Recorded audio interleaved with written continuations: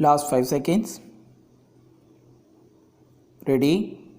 Start. Sir, I am glad to move this motion and still more so because the prospect of having the assistance of members of both houses while dealing with this bill in the select committee is quite satisfying and promising. Under the normal rules, it is not usual to have such a joint selection committee to deal with this and an allied bill, which I hope I shall have the opportunity of moving for consideration soon in this house. The bill as it is sufficiently voluminous, but its volume does not in any way indicate anything controversial about it. It is a straightforward bill. It goes into details and embodies a complete scheme in its provisions. It has more than 500 clauses and 10 appendix. The bill proposes to set up a corporation for Delhi. This idea of a corporation for Delhi has been engaging the minds of the people of Delhi and those interested in its administration for a pretty long time.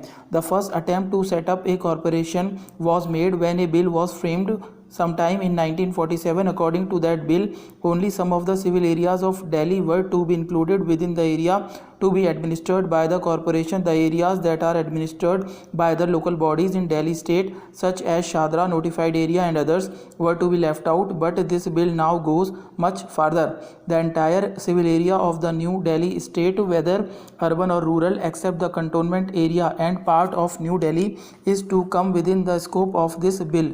Delhi has suffered from a multiplicity of authorities. We have the electricity board, the transport board, the sewage and water board, and some other similar bodies.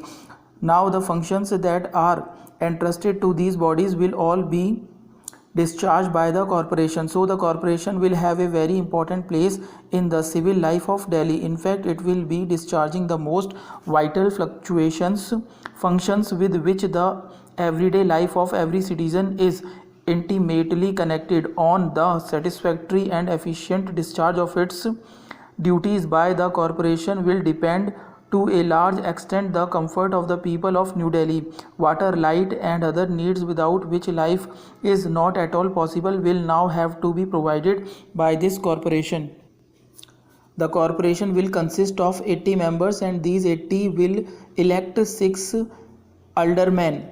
The 80 members will be elected by all adult residents of the area comprising the corporation. The electoral roll which had been framed or which may hereafter be framed for elections to the Lok Sabha will also serve as the roll for election to the corporation. So it will be broad based on the suffrage of the entire adult population of Delhi.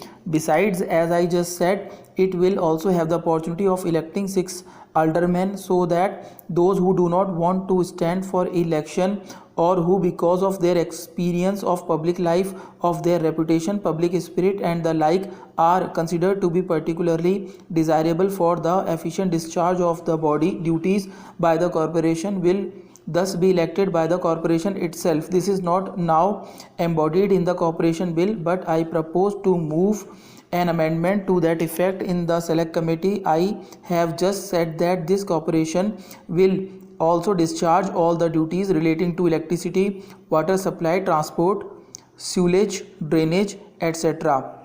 Even in the Bombay Corporation, the generation of electricity does not come within the purview of the corporation. Although our own bill is modelled on the pattern of the Bombay Corporation, we have tried to liberalize it in certain respects. The corporation will have a mayor and we provide that under the rules, if it is so decided, the mayor may be given housing and transport facilities to the members to may, if such rules are framed and approved by the house, be allowed to draw some allowance for attending the meetings. As our public life is growing richer and all classes, howsoever poor, are coming forward to serve the community with devotion, it becomes necessary to make some provision of this type so that no one may be deterred because of his poverty and lack of resources from placing his talents and experience at the disposal of the community. So we have made that provision too. I understand that in Bombay also there is some such move for making provision for the members of the corporation. The corporation will, besides the mayor, have a deputy mayor and a general manager for transport, drainage and sewage and water supply. Besides these, many other functionaries will have to be appointed. The bill provides that all persons drawing a salary of rupees 350 or more will be appointed in consultation with the Public Service Commission, so that the controversies that are sometimes noticed in local bodies over appointments will be avoided. Mr. Deputy Chairman, it is a formal proposal that has been placed before us, and I do not think there is anybody in this house who would oppose recommendation for ratification of this very important convention. These conventions have a history that goes back to at least 60 or 70 years, if not more, but the present convention, the Universal Copyright Convention, is much more comprehensive than all the previous conventions in this regard. I have not very much to say about this convention. Dr. Shri Mali has explained the objectives of this convention and the benefits that would accrue from it. It is a very healthy sign of the times that despite occasional joltings, we do certain things that go to the cohesion of the various nation states of the world. There is one important step in that direction, especially in the matters of culture. We are trying to get nearer to each other and bring ourselves under obligations that are common and reciprocal. I have only one or two words to offer by way of comments. It is a pity that two important segments of the world are not yet signatories to this pact, the Soviet bloc and China, and so long as these two very important areas of the world do not come within this convention, cannot expect the best out of it. Stop.